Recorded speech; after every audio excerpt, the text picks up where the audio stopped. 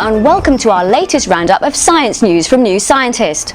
I'm Caroline Williams and I'm a feature editor at New Scientist. This time we've got dancing robots, a picture that can turn from Einstein to Marilyn Monroe, and the latest on depression research.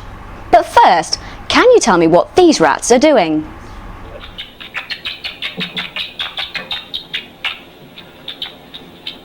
Find out what's really happening at the end of the show. And now for a robot that really knows how to move. Keep On was built by a team of Japanese and American researchers. Here's New Scientist technology reporter Celeste Beaver to tell us more.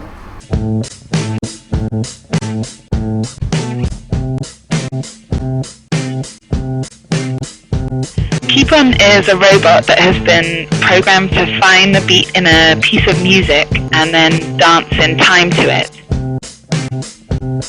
The robot can also track movements of someone or an object that's moving and dance in time to that as well.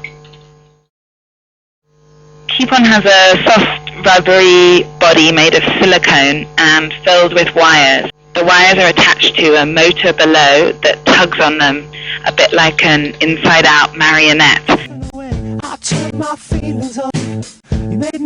Keep On's creators hope he will have applications off the dance floor as well. Psychologists have shown that people who synchronize their movements to match the person they're talking to are more engaging. The hope is that robots that could do that would also be more engaging and might also be more natural and more acceptable to humans. So it sounds like future robots will not only be able to dance, they'll be able to chat you up as well. And now for some static images that are just as exciting as any video. Hybrid images look completely different depending on whether you're close to them or further away.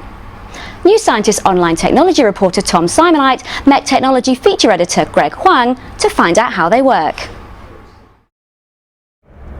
Hi there, Greg. Can you explain to us just how they created these brilliant optical illusions? Sure. So what you do is you take two original images, and out of one you filter out what are called the low frequencies, which are the features that change slowly over the course of the picture, the coarse and fuzzy part. And then the other one you filter out the high frequencies, which are the sharp edges and things like that. And then what you do is you add the two pictures together and you get what's called a hybrid image. And this is a very startling feature that up close it looks like one of the images, and you step back a few meters it looks like the other one. And I understand these images are also being used to investigate the way we perceive what's around us. So when you look out the window or you're driving down the street, your brain has to make sense of all these different images and information that are coming to you through your eyes at different scales, different resolutions. So the question is, how does the brain make sense of these different lines, these different features that might be coarse or fuzzy? And so researchers have devised all these interesting experiments where they will flash you a picture of, say, a city street in 50 milliseconds and see what you see compared to showing it to you for longer. And by showing a hybrid image, it turns out that the brain takes different amounts of times to see the coarse features compared to the high frequency ones, which also corresponds to being close to something or being far away. Okay, but will these images ever make it beyond the research lab or the pages of New Scientist? Mostly it is pretty much for fun, but it's important. It's an important way for researchers to be able to probe how your brain is making sense of these information at different scales in the visual world.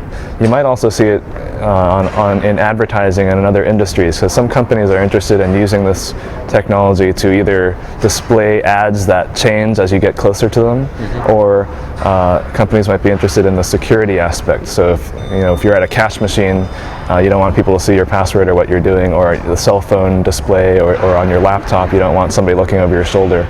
So this kind of technology could be used so that only the user in front of, very close to the screen, could see what's on the screen.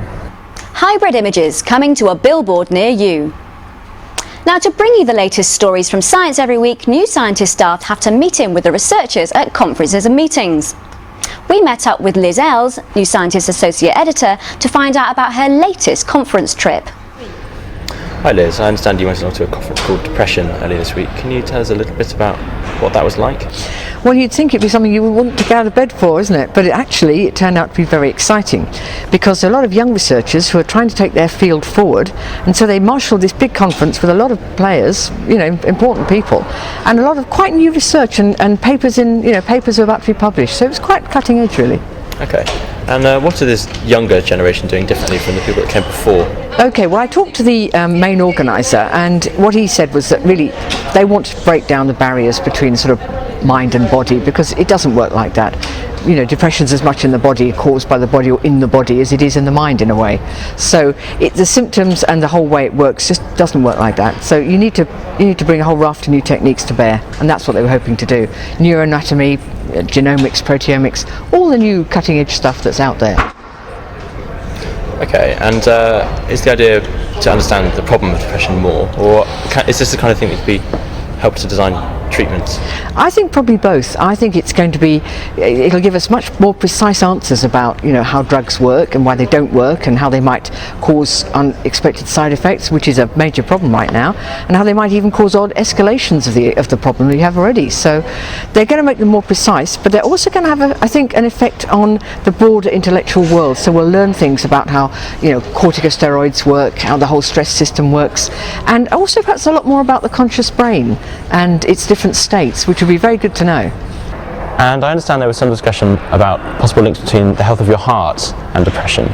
It's quite controversial, actually, it turns out. I wasn't expecting this, but it turned out that some people believe that stress has a direct effect on the cardiovascular system. Other people believe it's the other way around. So it's a lot. People are fighting a bit about this one, and some people are thinking that this isn't actually a very good way to look at it. But other people believe that there is a direct link between the heart and heart disease and the stress and the corticosteroids and the whole stress axis. So there's a lot to be unpicked there, and quite a bit of controversy going on. Look out for more on those issues in future editions of the magazine. Now it's the end of the show, and it's time to go back to that mystery clip. We asked you what those rats are doing. According to neuroscientists at Washington State University, they're laughing.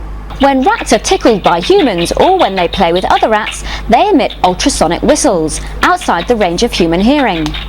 The researchers say this is laughter, used to distinguish play from threatening physical behaviour. And that's all for now. Thanks very much for watching, and don't forget to check out the stories we featured on newscientist.com. I took my feelings up, you made me untouchable.